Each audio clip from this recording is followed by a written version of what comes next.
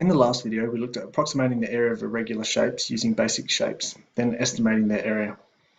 The focus of this video is still the area of irregular shapes, however, we'll be estimating the area using the Simpson's rule. In this video, we'll look at a reminder of what irregular shapes are, we'll look at what the Simpson's rule is, and we will estimate the area of irregular shapes using the Simpson's rule. Many real-life objects don't take the form of well-known shapes, such as squares, rectangles, triangles, or circles. Most of the time, we can't find the exact value of the area of these shapes, therefore we use techniques to estimate. The Simpson's rule approximates the area under a curve with a curvy-topped trapezium. Take this irregular shape here. If it had a straight edge along the top, it'd form a trapezium with the sides which are parallel and perpendicular to the base. We'd be able to calculate its area using the formula for the area of a trapezium, which we looked at in previous videos. The Simpson's rule is derived using integral calculus, which is beyond the scope of this video. Simpson's rule, named after Thomas Simpson, is a way to approximate the area under a curve using curvy-topped trapeziums. To make the calculation more accurate, we split the shape up into smaller equal width areas. The tops of these shapes are sections of parabolas, but we're not going to go into that further in this video. To apply the Simpson's rule, we divide the shape into areas of equal widths, W, indicated in both of the examples on the bottom of this screen. We draw lines called offsets labelled L to divide the shape into equal widths. The offsets at either end may have a length of 0. The example on the right, L2, has a length of 0. The formula used to estimate the area of these shapes is given by A is approximately W, the width of the regions, on 3, times the length of the first offset, plus 4 times the length of the second offset, which is labelled L1, plus the third offset, which is labelled L2. As stated earlier, the formula is derived using integral calculus, which we're not going to go into in this video. Let's look at an example. Divide the shape here into areas of equal widths, W. Draw the offsets to divide the shape into equal widths. The offsets at either end may have a length of 0. In this case, it doesn't. So we have the formula for to approximate the area of this irregular shape, where L is the length of the offsets and W is the width of them, between them. Let's look at an example here with some measurements. So we've got the length of our offsets. We know the width of our regions, which is 5. So we substitute our numbers into our formula and we evaluate. And we get the approximate area of this irregular shape is 63 centimeters squared.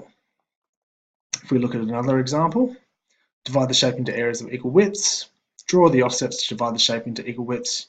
You'll notice that the offsets on the right has a length of 0. So we state our formula, our Simpson's rule. And we've got some measurements now for our irregular shape. This time you'll notice the L2, which is the third offset, is 0 meters. So we substitute 0 into our formula. You just don't ignore it, you still substitute it in there. And we can evaluate, and we get the approximate area of this irregular shape is 53 meters squared. In the previous example, we divided the shape into 2 regions. If we did the same with this shape, our estimate would not be very accurate. To obtain a more accurate measurement, we divide the shape into more regions and apply the Simpson's rule multiple times. So we divide it up into 4 regions this time. So we've got 5 offsets. And we can write the Simpson's rule twice. So if we look at the left 2 regions and the right 2 regions and we calculate the Simpson's rule for those and we add them together, or we could rearrange the formula. So we factor out W on 3, and then we've got like terms, and we add the like terms within the brackets, and we end up with the formula that looks like this. In the previous slide, we looked at how to apply the Simpson's rule to obtain more accurate answer by dividing the shape into a greater number of regions. We need a way to write the Simpson's rule when we divide the shape into even more regions. So in this case, we've got an even larger shape, and we're going to divide it up into an n number of regions, and we're going to rewrite Simpson's rule using that. Here, we represent the offsets up to Ln, which is n number of regions, which means you can have any number of regions. And we rewrite the formula like this, and I'm not going to read it out now.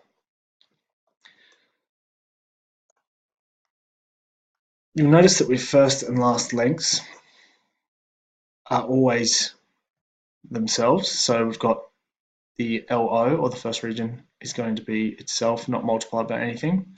And the last region is also itself, not multiplied by anything. When you look at the even number of offsets, so L2, L4, they're always going to be multiplied by 2.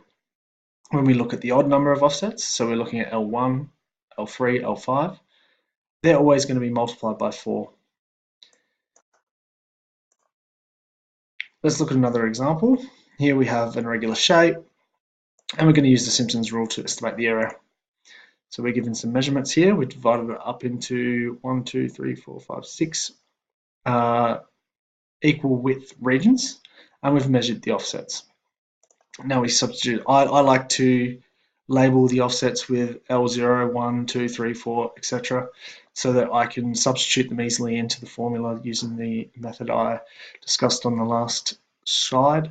So LO or L0 will always be multiplied by, won't be multiplied by anything, will multiplied by 1. L odd numbered offsets will be multiplied by 4, and the L even numbered offsets will be multiplied by 2. So we can substitute them into the formula here, and we multiply out whatever we need to within the brackets, and we add them all together, and we evaluate, and we get the approximation of the area of this irregular shape is 83 meters squared. In the last example, we're calculating the area of an irregular shape above a line. Simpson's rule also holds when we divide an irregular shape into even number of equal width regions and measure the entire length of the offsets from top to bottom. So there's Simpson's rule. In this case, our offsets go from the top line to the bottom line rather than going to that horizontal line, and Simpson's rule still holds. Keep in mind that the regions need to be equal width, and we've kept them at equal width here. So let's look at an example. We have Simpson's rule. We measure our offsets, and we keep our regions the same width, all going to be 4 centimeters in this example. I'm labeling them to make them easier to fill out the formula, and we put them into our formula, and we multiply out the brackets, add them all together, times it by 4 on 3, and we get the approximate area of this irregular shape is 156 centimeters squared. And that's all we're going to look at for the Simpson's rule. In the future videos, we're going to look at surface area, we'll look at volume, capacity, and the connection between volume and capacity. Thank you.